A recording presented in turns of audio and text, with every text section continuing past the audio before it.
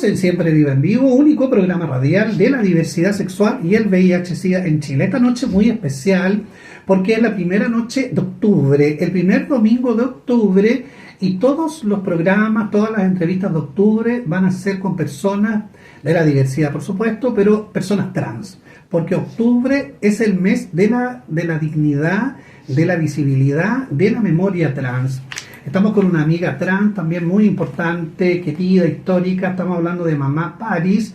Ella es travesti, se define como travesti, nacida en 1976, tiene ya 49 años, va a cumplir 50, nos va a tener que invitar a esa fiesta maravillosa a los 50 años, trabajadora sexual de la calle desde muy pequeña, de adolescente, a los 15 años, activista de la comunidad trans, fundadora y directora del Archivo de la Memoria Trans. La verdad que yo la conocí por eso, viendo las redes sociales, las entrevistas maravillosas que ella hace, recorre todo Chile entrevistando a personas trans, muy particularmente a personas trans adultas. Ella es madre de la Casa Caballo de la Escuela de la Escena Ballroom en Chile y autora, recopiladora de este maravilloso libro que se llama Espejismos Travestis del Desierto. Aquí lo estamos mostrando, Memoria Trans en tiempo de dictadura. Bienvenida, Paris Arabel, maravillosa. La otra vez te entrevistamos allá en la Plaza de Armas, sí, y teníamos ganas, deseo de tenerte aquí en Radio Universidad de Chile. Hola, sí, ¿cómo están? Muchas gracias por la invitación. Para mí es un honor estar aquí en esta radio. Es importante también para visibilizar lo que es la lucha trans, la memoria y visibilizarnos también como comunidad. Bueno, yo di varios datos así medio sueltos, medio locos tuyos, pero cuéntanos a quienes nos escuchan y a quienes nos ven también a través de las redes sociales y antisociales, como digo yo, ¿cómo te definirías tú, Paris? Bueno, yo me defino como una travesti histórica, ante todo, sobreviviente a la dictadura militar y al sistema también que nos cuartó de vivir en paz aquí en Chile, y defensora de los derechos humanos y sobre todo de la población trans. Bueno, desde muy pequeña tú has trabajado la noche, la calle, ha sido también una trayectoria tuya, una lucha también. Cuéntanos un poquito cómo ha sido ese devenir tuyo de trabajadora sexual, si han habido cambios en este tiempo desde que te iniciaste ahora. Seguramente hay, porque ahora hay lucha, organizaciones, tiene ya más reivindicación política y social el trabajo sexual. No sé cómo lo ves tú. Sí, lógicamente que lo tiene. Bueno, todo esto empezó cuando mis padres me expulsaron del hogar por yo llegar como vestida de mujer. En ese tiempo, claro, así se decía, vestida de mujer. Entonces ellos me dieron a elegir, o me sacaba el vestido o te ibas de la casa. O me iba de la casa. Pero yo no vivía feliz en esa casa, entonces decidí no sacarme el vestido. Y claro, hasta el día de hoy. Y lógicamente o sea, irme a la calle. Yo ya conocía un poquito a gente de la calle porque yo soy nacida y criada a una cuadra de Américo Vespucio, en la comuna de San Ramón, que colinda con La Cisterna. Entonces yo cuando me pegaba esta arrancadita a la discoteca o al centro, que siempre venía al centro, al ser Santa Lucía, que nos juntábamos todos ahí a huevear, a bailar, no sé, a contar nuestras historias. Yo cuando llegaba en la noche en la micro empecé a conocer a travestis que ya estaban paradas en Vespucio, que antiguamente no había metro. Entonces conocí a la Leslita, la Yuma, Antigua y varias travestis que ya me conocían. Entonces cuando a mí me echaron a la calle, para mí no fue tan difícil, no tuve miedo, la verdad de las cosas, porque estas chicas ya me conocían, me apañaron, porque obviamente yo llegué triste, porque me habían echado a la calle. Entonces les comenté, me dijeron, Colita chica, no te preocupes, me dieron comida, ahí estaba el Parque La Bandera, que era un peladero, entonces ahí yo vivía en un ruquito con ella. Después me fui al centro, pero claro, el trabajo sexual fue por obligación. Porque obviamente no tenía otra opción. No había más alternativa. Claro, y de primera yo no sabía nada, no sabía cómo cobrar, la mayoría de los hombres que me llevaron eran pedófilos. Yo sin saberlo, yo lo tenía normalizado. Me llevaron presa, pero para mí era normal porque obviamente yo venía de una casa de donde mis padres eran angélicos, entonces yo no sabía nada del mundo de la vida. Claro. Y ahí empecé mi trabajo sexual, empecé a conocer más autocuidado, no había tampoco, como hay ahora, organizaciones que nos enseñaran, que nos defendieran. Yo me iba presa y me iba presa, nomás pues tenía que aguantarlo, después salía, volvía a caer presa. Por ofensa a la moral y las buenas Claro, costumbres. por el artículo 373 que se El llamaba en ese 373. tiempo, que era Todavía existe. todavía Existe, sí. lo imponen, y de hecho que eso se abolió en el 2007. Entonces después seguí trabajando en el comercio sexual porque yo busqué otras opciones de, no sé, había un diario, me acuerdo, el Mercurio, donde buscaba el trabajo de Así, junior. mm. Y estaban las páginas amarillas también porque no había redes sociales en esos tiempos y yo buscaba trabajo, pero como yo era tan fuerte, una cola tan fuerte, una mujer, no me dejaban trabajar. Entonces tenía que seguir trabajando en el comercio sexual y hasta el día de hoy trabajo en el comercio sexual, pero menos, ya con menos frecuencia. Pero me siento que lo reivindiqué y me siento orgullosa de ser una trabajadora sexual. La sociedad me mandó a trabajar obligada y me quedé. La verdad que no me siento avergonzada, me siento orgullosa de serlo realmente. Le has encontrado sentido, el sentido político también, porque tú de muy adolescente, muy pequeña, te ha interesado la política. De hecho, nosotros nos debiésemos haber conocido de hace mucho rato. Yo era distinto, así el pelito corto, así como haciéndome la tonta, ¿no? Y tú me cuentas, antes de entrar a la entrevista, que fuiste en algún minuto a la sede del Móvil, el Movimiento de Liberación Homosexual Móvil, el inicial, pues no el que se robó Rolando Jiménez ahora, sino que el Movimiento de Liberación Homosexual Móvil histórico, que nos reuníamos allá en la calle Granado 540, cerquita ahí de Santa Rosa, por ahí. Y tú me dices que fuiste a la sede en ese tiempo. Claro, pues yo le estaba contando a Víctor Hugo que tenía esos recuerdos, porque yo, después de que me echaron a la calle, y como yo ya conocía a travestis del centro, de Plaza de Armas, que eran lugares de encuentro, Plaza de Armas icónico. Claro, ahí estaba esta niña de las muletas, ¿cómo le La decían? Tacones, la Vanessa, la Cata, la China, porque todas vivíamos cerca de ahí, porque ahí nos arrendaban, la única persona donde arrendaban travestis era en General Maquena, que eran los puteríos, en ese entonces, en San Pablo, y vivíamos toda la Alejandra del Che, la Cassandra Warrior con su marido, el Cristian Discoteca, la Gaya, muchas travestis que incluso ya no están vivas. Claro. Y nos juntábamos en esos espacios que eran esas casas donde vivíamos, el Plaza de Armas y el Cerro Santa Lucía. Y íbamos a trabajar a Santa Rosa con la Alameda. Ahí nosotros trabajábamos,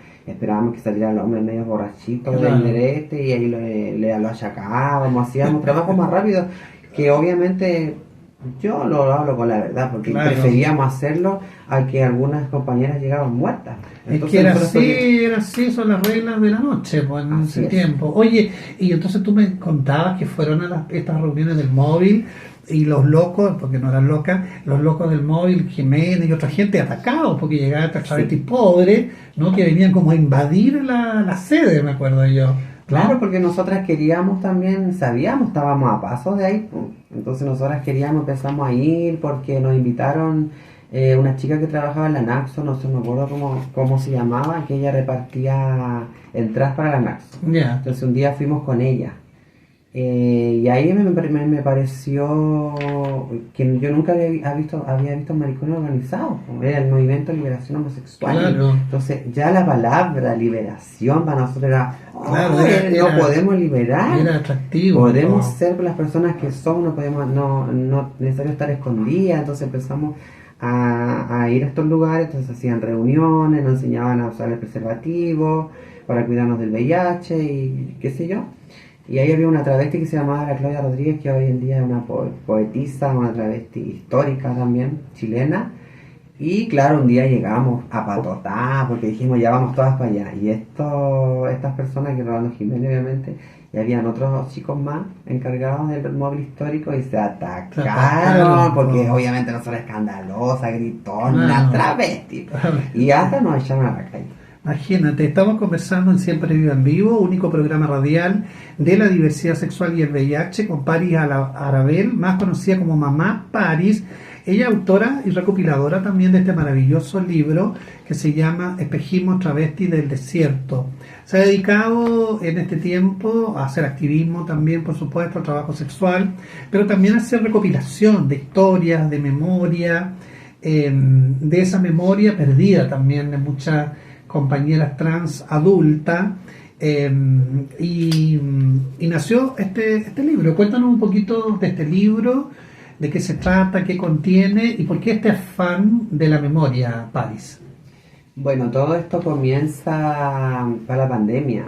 Antes de la pandemia, yo me acuerdo que me hice mi primer Instagram, porque primero teníamos Facebook. Y un día yo empecé a subir fotos, porque para la pandemia teníamos muchos grupos de WhatsApp, y porque ya no podíamos trabajar en la calle, entonces estábamos encerrados y teníamos más comunicación en este tipo de plataformas. Entonces, ¿qué empezó? Que empezamos a mandarnos fotos, no solo la historia. Mira esta foto cuando éramos chicas, mira esta, y nos empezábamos a reír, porque muchas ya no éramos las de antes, teníamos otra nariz, no sé, éramos más peludas, estábamos más pobres, yo qué sé. Entonces yo las empecé a guardarlas todas. Empezaba, pum, las guardaba, pum, las guardaba. Entonces, en ese momento teníamos una olla común que hicimos con la Michelle Clemente que se llamaba La Putiolla, que después se llamó El Hoyón de las Putas. En Valparaíso. En Valparaíso. Entonces, ahí nos juntamos las generaciones antiguas, nosotros, y las nuevas generaciones. Después de esta olla común que se hizo en plena pandemia para poder comer porque había hambre, precariedad, hacíamos sobremesa y empezamos a hablar sobre memoria. Yo les preguntaba a las chiquillas nuevas de Valparaíso, ¿ustedes conocieron a la Fabiola Taylor? No. ¿Ustedes conocieron a la Divine? No. Entonces yo dije, aquí hay que empezar a hablar, y sin querer, podría decir, empezamos a hacer memoria. Y cuando terminó la pandemia, a mí se me ocurrió hacer un viaje, un tour trans travesti, que lo hice por todo Chile, y empecé a recorrer, a saludar a mis amigas que ya las conocía con hace 20 años atrás, y trabajando en la calle también, pues, ejerciendo de comercio sexual para pagarme la comida, hacía algunas redes para tener donde quedarme, y empecé a recopilar testimonios y a subirlo a las redes sociales del Instagram que yo creé, y lo empecé a dejar. Pues bueno, así te conocí yo, pues, a través de esos relatos. Claro, y lo empecé a dejar, me empezó a gustar, empecé a sentir que era lo mío, la memoria, la historia. Y llegué hasta Arica, donde conocí una comunidad muy maravillosa, la Casa Colisa, donde ahí tenían una historia sobre el maricón que encontraron en la Cuesta de Hacha. Entonces, en todos los territorios que yo llegué, había historia. Y como que se empezó a tejer como un telar, porque la chica de allá, la Cecilia Ponce, me contaba una historia, donde después otra chica, la Pancha de La Serena, me la terminaba de contar. Entonces fue muy maravilloso. Y después pudimos postular a un fondo. Yeah. Y el fondo, gracias al fondo, pudimos imprimir estos libros y darle materialidad a esto, pues. Llevarlo hacia la gente, llevarlo hacia las personas, llevarlo hacia las casas. Y estos libros los hemos regalado en todas las instituciones, organizaciones de la comunidad LGBT. Maravilloso, maravilloso. Entonces, conversando acá con nuestra querida Paris Arabel, Mamá Paris. Nos quedan unos minutitos, después vamos a terminar conversando con ella y con nuestra primera invitada, porque ellas son también parte de la comunidad trans y tienen distintos enfoques y trabajos. Terminemos hablando un poquitito también de lo que tú eres parte y muy reconocida, que es la escena ballroom, ¿no? Uh-huh. Cuéntanos un poquito en breve de qué se trata y por qué es importante estas comunidades que se arman en torno al baile, en torno al espectáculo también callejero, pero en torno a una comunidad de personas trans, no binaria, de personas también diversas y distintas. Sí, yo soy madre de la House of Horses, de la Casa Caballo. Ser madre de una casa en ballroom es muy importante, porque ballroom, antes de ser de los bailes, esto es familia, madres que acogen hijas, que las cuidan, que las protegen de la calle, les enseñan lo que nosotras ya somos más viejas, zorras viejas, entonces las cuidamos, les enseñamos y las llevamos a estos bailes que nacen en New York, en los tiempos de la revuelta de Stonewall, que las travestis se querían organizar y querían danzar y querían también estar, no porque las personas blancas solamente podían ser artistas. Entonces, en medio de toda esta represión de las personas blancas, nace este movimiento tan maravilloso de organizarse y de resistir. ¿Y cómo se hacía? En bailes, en salones de bailes, donde se llegaba y se competía, hasta el día de hoy. Y esto se hacía siempre tarde, porque la mayoría eran trabajadoras sexuales y negras. Claro. Entonces, ¿por qué se hacía tarde? Para que pudieran todas participar. Y claro, nace de New York, del Bronx, pero llega a Latinoamérica, llega a Brasil y llega ahora a Chile. Llega con mucha fuerza y con resistencia y con orgullo también, porque nosotras, claro, yo por lo menos soy una de las madres trabajadoras sexuales que está al mando de una casa, y eso es muy simboliza lo que es ballroom. También ha ido evolucionando, porque no todas trabajan en la calle porque no es necesario, porque Claro. ahora se ha dado la circunstancia, claro, de que los padres apoyan a sus chiques, ya sean no binarias, sean travestis, transmasculinos, entonces pueden tener otra opción, no es necesario trabajar en la calle, pero sí se resisten los bailes, porque es un movimiento para resistir. Es distinto a lo que es lo que éramos antes, porque éramos antes solamente había calle. Antes no teníamos un lugar donde nosotras ir a bailar solamente los domingos de rosa. Un movimiento para resistir, dice nuestra querida Pari Arabel, aquí en tu programa Siempre Viva en Vivo, siempre viva, nunca en viva.